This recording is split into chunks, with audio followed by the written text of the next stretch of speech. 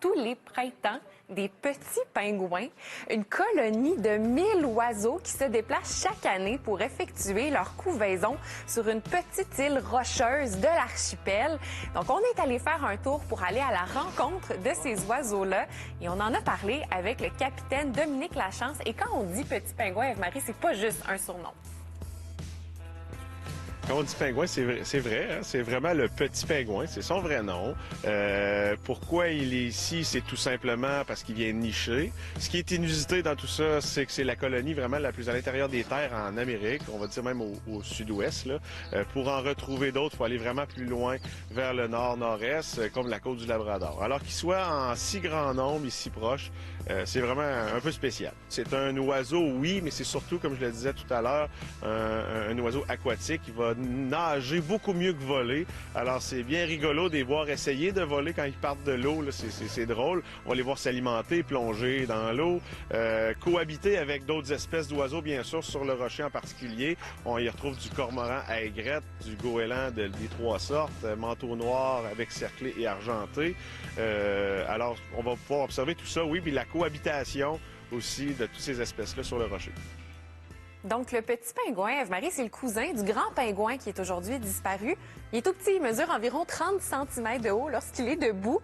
Et fait cocasse, cute, la femelle pond un seul œuf par an et elle va conserver le même partenaire tout au long de sa vie qui peut aller jusqu'à 20 ans. Tu sais, à quel point c'est cute! En tout cas, les habitants de Chaudière-Appalaches, Eve-Marie, pour eux, l'arrivée des petits pingouins, ça signifie l'arrivée du printemps. Puis c'est devenu vraiment une espèce emblématique pour la région. Il va être ici durant la période au printemps, en fait, dès le fin avril jusqu'à la fin juin. Ils vont être dans le secteur pour avoir leurs petits. Et on va même, nous, arrêter d'aller les observer là, un petit peu avant la fin juin, justement pour pas déranger la colonie, pour leur laisser avoir leurs petits et qu'ils puissent concentrer complètement leurs énergies à s'en occuper, parce que le petit pingouin, il est curieux. Quand il nous voit arriver, on n'est pas une menace pour lui, même il va vouloir venir vers près du bateau. Alors, oui, on leur fait pas peur, mais on veut pas leur nuire non plus. Mais pourquoi, là, Pascal, pourquoi ce rocher-là en particulier? Oui, c'est ça qui est vraiment spécial parce que c'est une roche au milieu du fleuve Saint-Laurent. Il aurait pu choisir 1000 autres endroits. Mais d'abord parce que à cet endroit-là, c'est le mélange entre l'eau douce et l'eau salée. Savais-tu, Eve-Marie, que l'estuaire du fleuve Saint-Laurent, grâce à ça, c'est un des endroits les plus riches en biodiversité au monde. Donc, il y a énormément de nourriture pour les oiseaux à cet endroit-là. Nous, on a commencé à les voir dans le secteur des îles au début des années 2000. Et je vous dirais, après ça a été exponentiel, combien il y en avait de plus en plus à chaque année. Et c'est vers les années 2004 et 2005 qu'on a commencé là, officiellement à aller les observer. On sait que ça va se nourrir de poissons, donc c'est un oiseau aquatique à la base. Ils vont suivre les bancs de poissons, qui les a probablement amenés à trouver ce rocher-là, qui était propice à la nidification, et ils se sont installés là, tout simplement. Quand on dit que c'est propice, ce rocher-là, Eve-Marie, c'est parce que c'est un endroit qui est escarpé, il y a des cavités. Donc, pour leur nid, c'est un endroit vraiment qui va être facile pour eux, là, parce qu'ils peuvent se protéger aussi des prédateurs.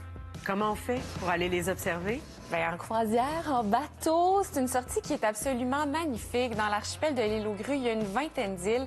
On peut voir plein de choses tellement intéressantes. On peut voir Gros-Île, on peut aussi voir l'atelier du peintre Jean-Paul Riopel.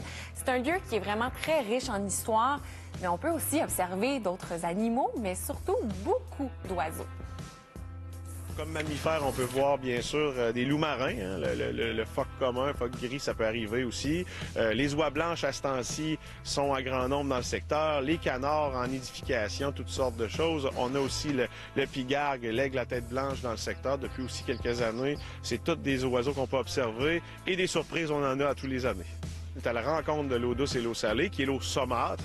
Et c'est ce qui va probablement favoriser avoir autant une variété d'espèces d'oiseaux exceptionnelles dans le secteur. Quand on pense aux oies blanches, la nourriture, c'est le cirpe d'Amérique, hein, qui aime pousser sur les grandes battures, exemple de l'île aux Grues et de l'île aux Canots et toutes les îles du secteur ici. Et c'est favorisé par cette eau saumâtre. Même chose pour, on parle du pingouin, du petit pingouin, il va se nourrir de l'anson, de capelans, de toutes sortes de petits poissons qui vont se rendre jusque dans cette eau saumâtre, là, qui n'iront pas plus loin en eau douce.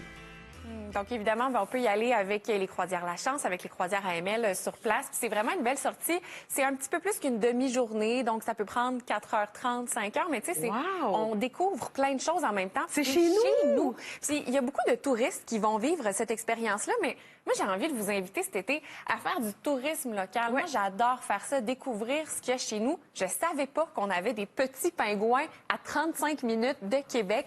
Plusieurs merveilles. C'est facile aussi d'aller faire un tour là-bas, de se sentir dépaysé. Et ben faites vite, parce qu'on peut observer les petits pingouins pendant une courte durée jusqu'au 23 juin seulement, parce qu'ensuite, ben, ils vont s'occuper de leurs petits et on ne peut plus les déranger. Puis éventuellement, ben, ils vont quitter le rocher, mais ils reviennent quand même à chaque printemps. Donc, si c'est pas possible pour vous cette année, ben, vous pouvez vous reprendre l'année prochaine. On dirait que t'annonces un spectacle de rockstar. Ouais, c'est ça. Ils sont en Mais spectacle honnêtement, jusqu'au 23 juin. Après, on les reprendra en c'est tournée. tout un spectacle d'aller voir ça. Là. T'as raison.